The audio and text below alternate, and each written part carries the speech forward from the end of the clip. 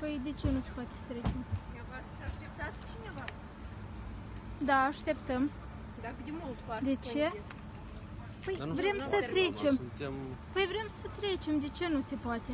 Că nu se permite. Dumneavoastră cine sunteți? Sunt. V-am văzut Cine sunteți? De mult cu invers. Este cumva interzis să stăm în fața aeroportului?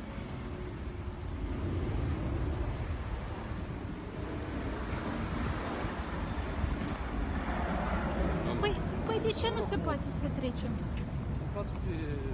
Păi este zonă publică, de ce nu se poate să trecem? Este teritoriul aflat în protecție strictă de pază de stat. Domnul Dodon, vrem să vă întrebăm unde v-ați odihnit? Cât v-a costat vacanța cu familia? De ce nu ne dați voie să trecem?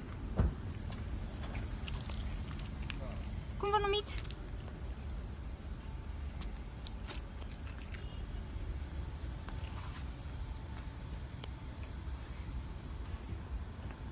Și de ce Igor Dodon trece prin această sală care este... De ce? Puteți să ne răspundeți?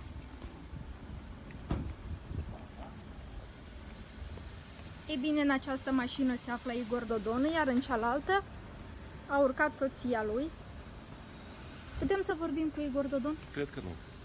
De ce? Nu bine ați vorbit. Păi dumneavoastră cine sunteți? Oficial. Purtătorul lui de cuvânt? Nu, oficial de protecție și pază.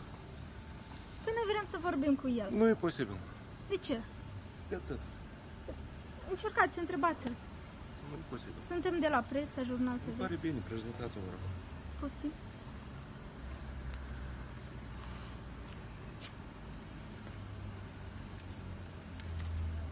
Mulțumesc. Și acum, Așteptați. pe cine? De pe cine doriți? Pe domnul Dodon. E ocupat acum. Păi a urcat în mașină, vrem să vorbim cu el, Nu e să-l posibil, întrebăm. doamne. De ce? V-am răspuns. Păi nu ne-ați dat un răspuns clar.